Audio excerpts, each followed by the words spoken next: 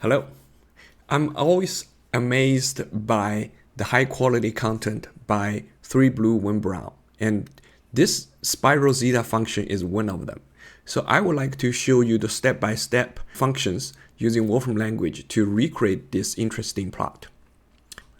So the easiest function is z to z, and we specify a domain using syntax sugar that says it's from -3 -3i to 3 plus 3i.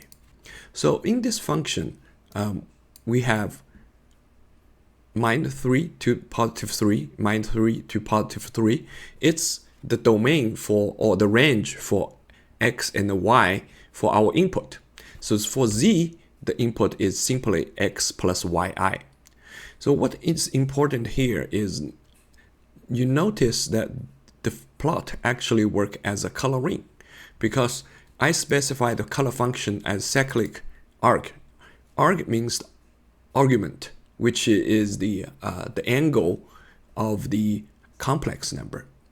So because we have a function that maps z to z, it's sort of x plus yi to u plus vi.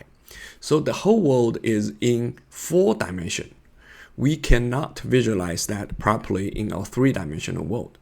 So what we do is simply we embed this argument in as the 3rd dimension, and using the x and y as the 1st and the 2nd dimension. So in this case, you can see there is a singular point in the center of the diagram. The coloring follows like blue, purple, red, and then green, yellow in a counterclockwise manner. So if we see some point like this, and the color ring moves in a counterclockwise order, then this means this is a 0.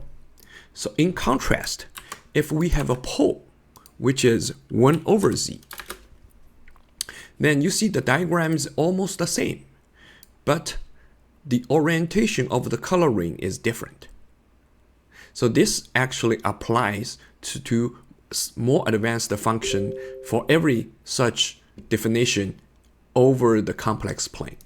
So let's take a look at the more complicated example. So in this case, you can see that this function actually has 3 such singular points. So each of them are kind of separate, but you can see that even though the coloring, the shape looks different, but the orientation or the sequence of the color that you meet as you go through the singular points are the same. So why we are interested in this type of plot? Okay, because this is actually how to derive a visualization like this from the complex plane. On the next step, let's replace this function with the actual zeta functions.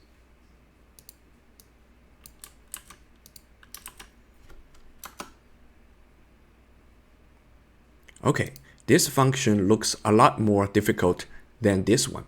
But if you look at the functions with these colorful bands, you can see that these points are actually the zeros of the zeta functions. And you can tell that it's a 0 because it's a singular point, and the orientation of the coloring matches the orientation of the coloring in this diagram. Okay, so we are kind of close to this visualization. But what's the next step is, according to Riemann's hypothesis, or his conjecture, that all the interesting zeros of the zeta function actually stands on one line.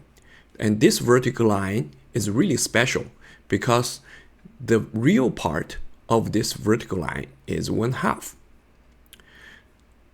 And we can use the built-in function to quickly check this location of the zeros.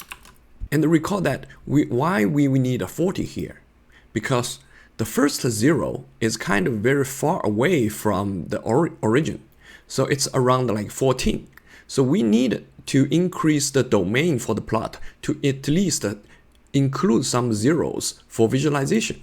And if we use the built-in function to check the location of the first 10 zeros, we can see that all the real parts are 0.5 and the imaginary part is 14.134, 21.022, 25.0109, and so on. Okay, so the next step is we only visualize this Riemann Zeta function on the complex plane along this vertical line with the real part as 1/2.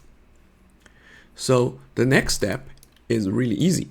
We just parametricize its behavior on this particular line. First, we assign a function called x, which is the real part of the Riemann Zeta function on this particular line. It's 0.5 plus t times I. And the next step is we do the same thing, but replace the real part as the imaginary part.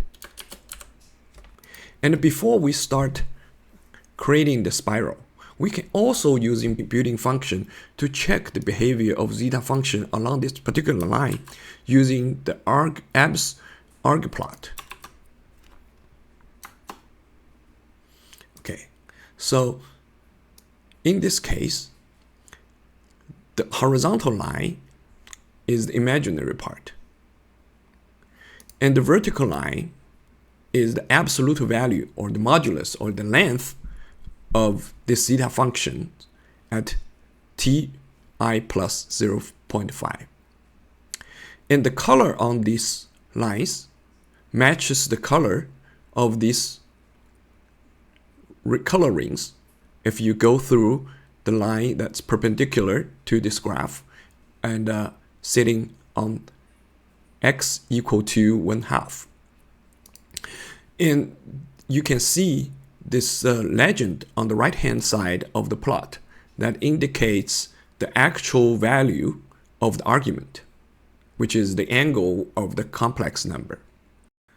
The next step is simply compound this AbsArgPlot and the parametric curve defined by x and y using these two functions all together inside the manipulate function.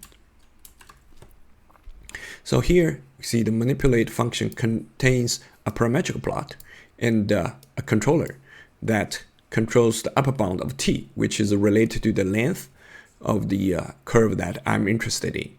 Also, I specify customized color functions, which is a hue based on the argument of the zeta function, and I want to rescale from -pi to pi to 0 and 1, so that the color defined in this parametric plot matches the color that I'm going to use in the AbsArgPlot. So let's run the code. And we can compare this visualization with the 3 blue, 1 bronze version. Now let's increase the value of t.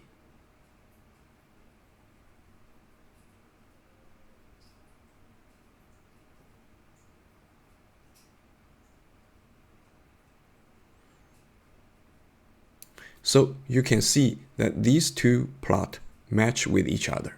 So I use these functions to successfully recreate these interesting spiral zeta functions using Wolfram Language.